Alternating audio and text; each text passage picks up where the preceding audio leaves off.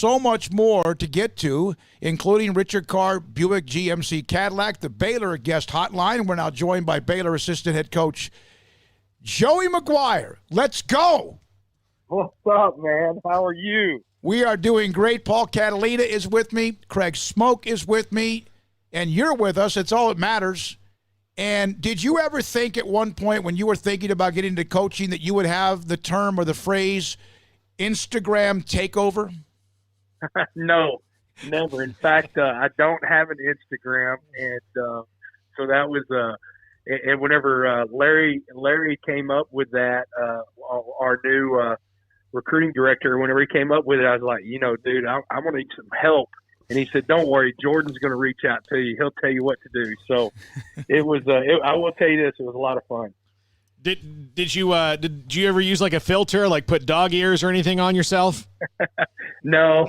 I think my wife wanted to do that, and Garrett, but we stayed away from that. Coach, you have a very big personality. You're a very friendly guy. How difficult has this been, not having players around on campus and having to communicate electronically? I mean, doing the best that you can, but how difficult has this proven for, someone like you who wants to be around your players and be in the midst of spring ball right now?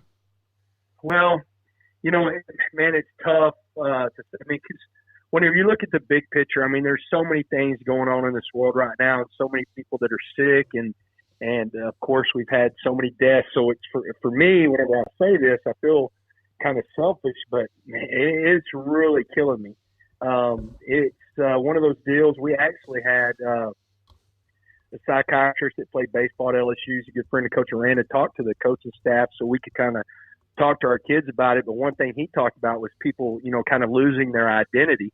And man, I feel that way sometimes. If I'm not zooming with the players to where I can see their faces and interact, I've been doing this. I started in the spring, so this is my 27th year.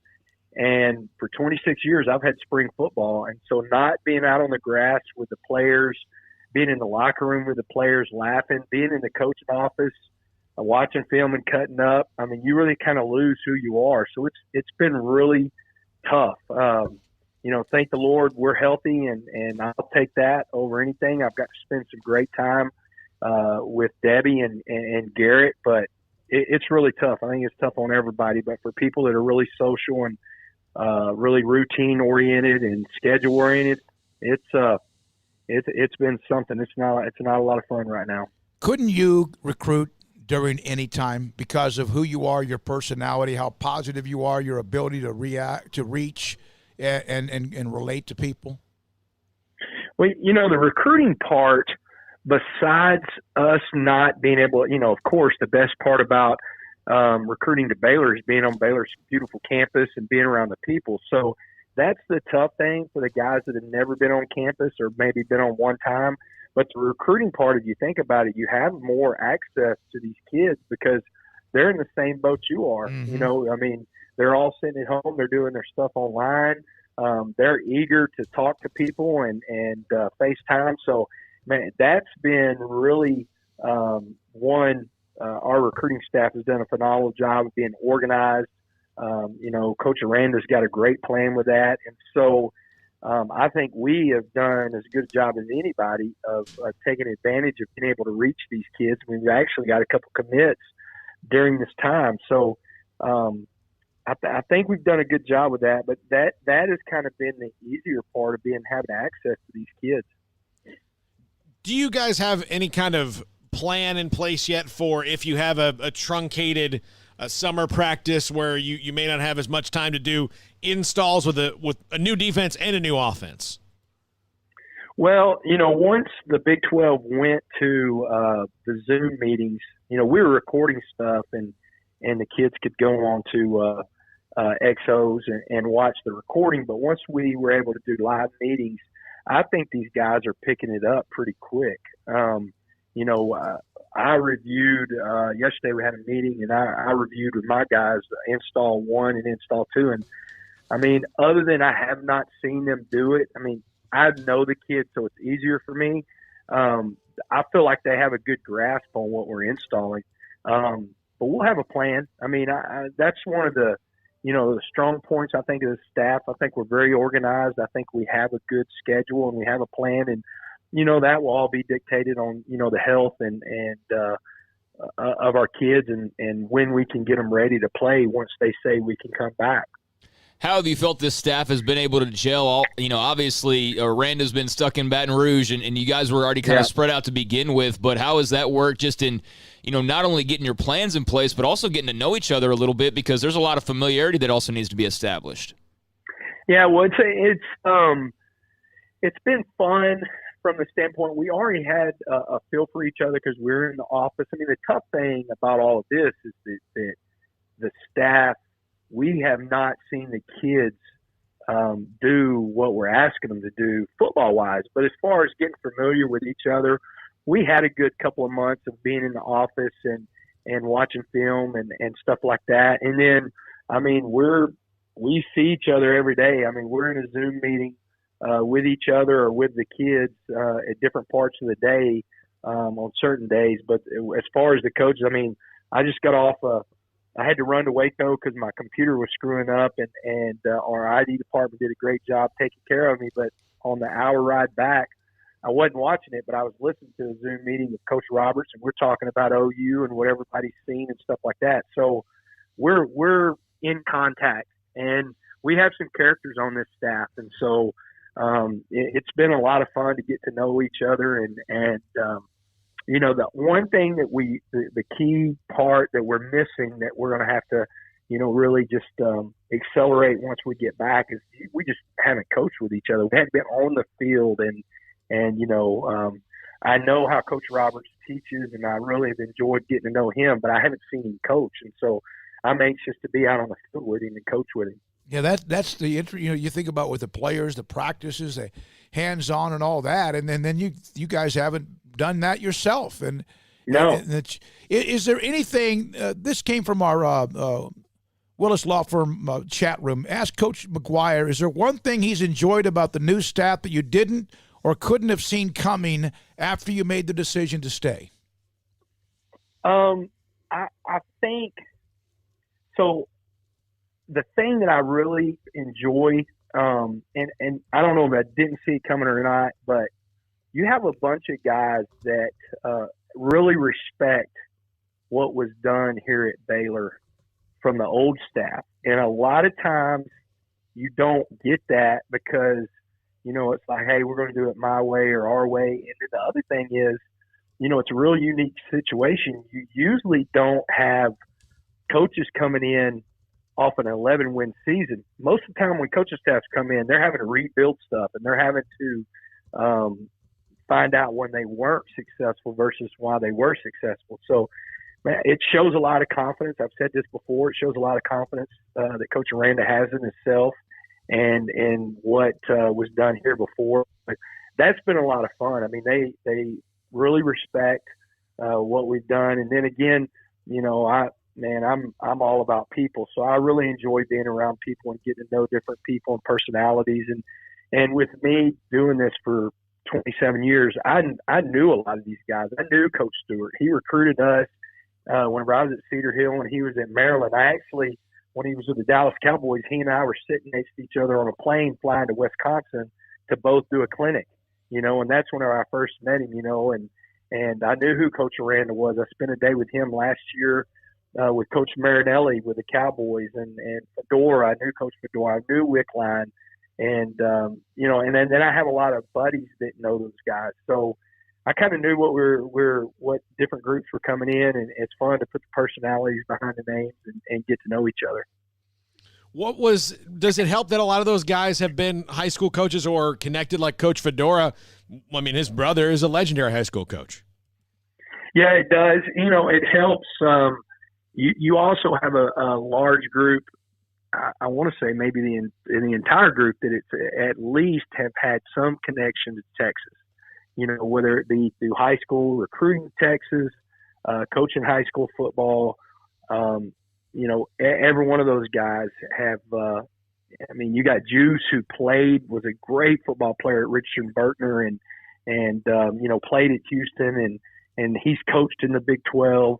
So you've got guys that have connections to the state of Texas, and that makes it a lot easier for them to kind of understand the makeup and how we're going to recruit the state and then what the Big 12 looks like. Joey, what does it mean? You had that incredible success at Cedar Hill, but you're going to be inducted into the Texas High School Coaches Association Hall of Honor. What does that mean to you? Man, whenever it comes to my career, honestly, I don't know if there's a bigger honor for a person that loves Texas high school football and the Coaches Association the way I do. When Coach Martin, the head of the Coaches Association, called me, I started crying. I got very emotional. I got to call my mentors and tell them, and got emotional. And I called Coach Rule. He's one of my mentors, and told him. And it was funny. He said, I've never been around a person that took so much pride in an association. You made me want to be a member of the THSCA. So it means the world to me, but it at the same time, I've talked to a lot of my players, former players, and I've talked to all my coaches that we were together at Cedar Hill. And, I know that it's Joey McGuire going in, but I'm going to tell you right now, y'all know I had a great coaching staff that I was a part of, and I had some phenomenal players that, we were able to get them on the bus and go win a bunch of football games. And then the last is Gina Farmer, the athletic director there. I mean, you think about Gina Farmer, she took over at Cedar Hill as athletic director. She was one of the first female athletic directors in the state of Texas. And she hires, her first hire is me, 31-year-old guy that had never been a head coach before and saw something in me and took a chance. And we laugh about it all the time because it worked out pretty good for both of us. Yeah, no doubt about that. Hey, Coach, it's clear anytime you talk how much you love your players.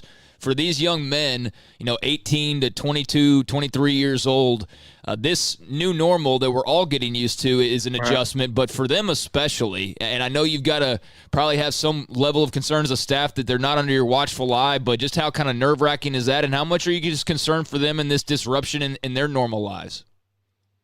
Well, it's tough, and I understand the limitations, but it's tough, some of the limitations that you have.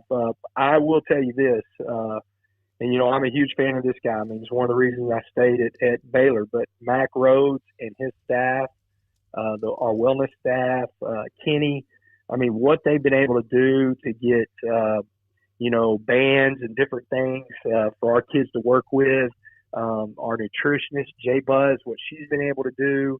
I saw her today, and there were like 16 to 20 kids coming up and getting different snack stuff and everything like that from her. So, the things that Baylor has committed to during this time to make sure that our students and our student athletes are taken care of it's phenomenal. And it just makes me more proud to be a Baylor Bear, to be a part of that. But it's nerve-wracking. The other thing that I really think it's been a lot of fun. But again, I know the guys. So my Zoom meeting this morning was with the offensive lineman, and we were able to cut up because I know all of them. But Coach Aranda, every Friday we do a Zoom meeting where like Coach Roberts has the wide receivers and Coach Fedora has the safeties, and we just get to know each other because that's something that those guys, they know their position.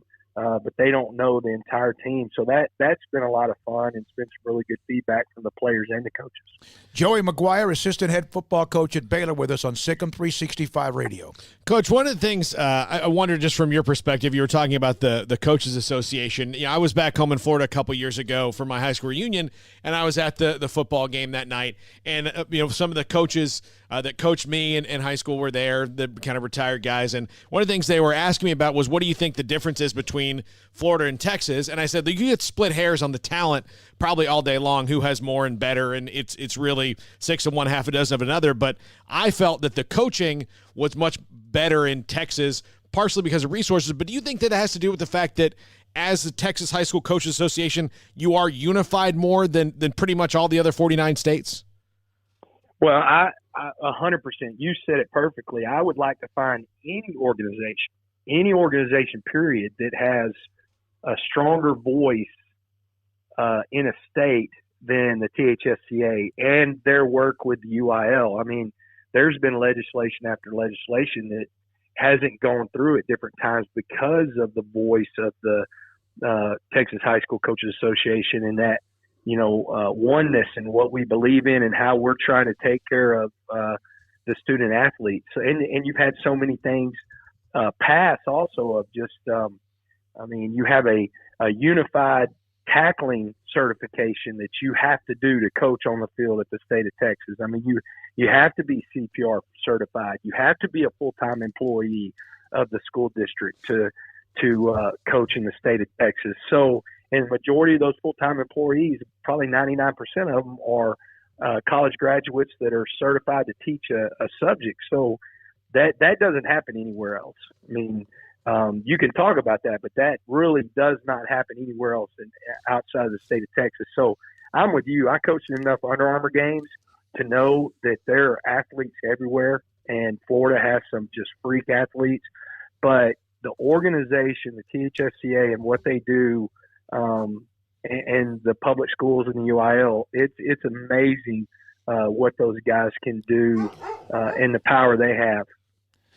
Coach, it seems like just yesterday that our production assistant Woodrow we fired just had up a over turnover. here. Okay.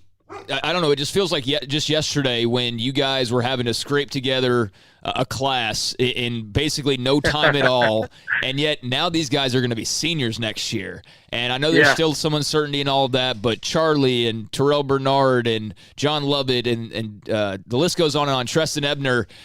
In the time that you have been able to talk to these guys, or at least be around these guys, can you tell that switch has flipped for them going into their senior years, where they know that, hey, this is the last run and we've got to make it count? Yeah, I mean, no doubt. That's one thing. I've had a different colleague from a different school that I'll say will go nameless. That he was talking about how he's still trying to get the locker room where it's at, and he goes, through all this, you're lucky, because one thing you can say is y'all's locker room is really healthy. We've got a bunch of kids that really care about each other and that have been through some hard times and then some great times.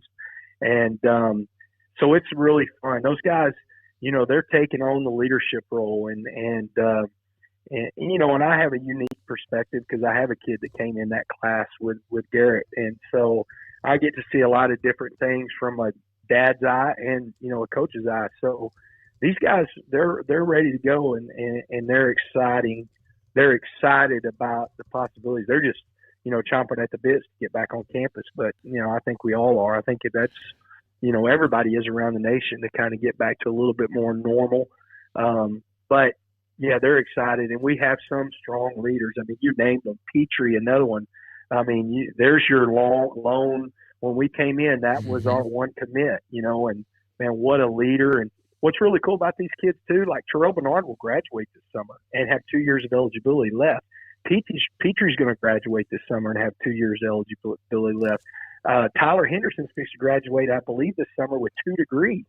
Wow. And he'll probably get another year off of his knee injury, so he might have 3 years left. So, I mean, you're talking about some kids that, just like Sam Tecklenburg, that was playing in the bowl game with his masters, you're going to have some guys like that are doing some great things for Baylor. Joey McGuire, you are about to see some players who are now a part of the NFL draft. Some of them will be drafted. Some of them might slip through but get free agent or undrafted free agent opportunities. How exciting is it to watch what might be with Bravion or Jameson or obviously James Lynch and Grayland and Miller and others, that they might be drafted and might start a new part of their journey? Oh, it's so exciting. So exciting. I mean, you're talking about some really great kids that I'm really close to. Again, I don't want to take away the fact that there's people that are really sick and we've had some bad things happen around the world. But, man, you're talking about like Bravion not having an opportunity to do his pro day and Jameson, because I just hate that Bravion wasn't in the combine, because you're talking about some like freaky dudes testing wise. I mean, 330 pounds running a 4.9 or better. I mean, I wanted to see that. I've seen it, but I wanted to see it where it's going on to a clock for an NFL team. And I'm really excited. Some people, you know, and I've got a chance to talk to a bunch of scouts. A lot of that, you know, Rules talked to him, but he's also, with him being in the NFL's kind of directed him to me a little bit, and we've got a lot of people in the NFL that are really excited about some Baylor football players, and Chris Miller's one of them, and of course Denzel Mims and Bravion, and it's going to be interesting because we could have 10 to 12 guys that are in camps once this thing breaks and have opportunities to play at the next level. James Lynch is a guy who I think that you look at him and there's going to be defensive linemen who look like they're carved out of granite and they came out of the catalog. And he certainly doesn't. I mean, it's not like he's out of shape or anything, but he doesn't look like that. But his motor and his football IQ and his strength and all that is really ridiculously off the charts. And people seem to doubt him. Do you think he will surprise a lot of people in the NFL? Yeah, I'll be shocked if he's not a 10 to 12-year NFL football player. I mean, you said it. You described him perfectly. His football IQ is ridiculous. That room, whenever you're talking about Bravion Locke and Lynch, one of the best things, besides how hard they played and how much they cared about each other, is their football IQ. You had three guys that had a lot of football knowledge. It was easy to talk football with those guys, and they got it really quick. And whenever you have guys like that love football and have the ability that James does, it's going to be really interesting to where he goes. And then, like I said, I'll be shocked if he doesn't have a long career because, you know, his best football is ahead of him too. As good as he's been at Baylor, his best football is still ahead of him. Joey, last question for you. We appreciate your time. Is it when you have people move on, then people have to come in? It's like high school. Guys move on, you got to have those coming through. What is in your opinion, based on what you know, the talent that's back plus what came in from the spring, or whatever is the spring, what is the cupboard like in your opinion at Baylor?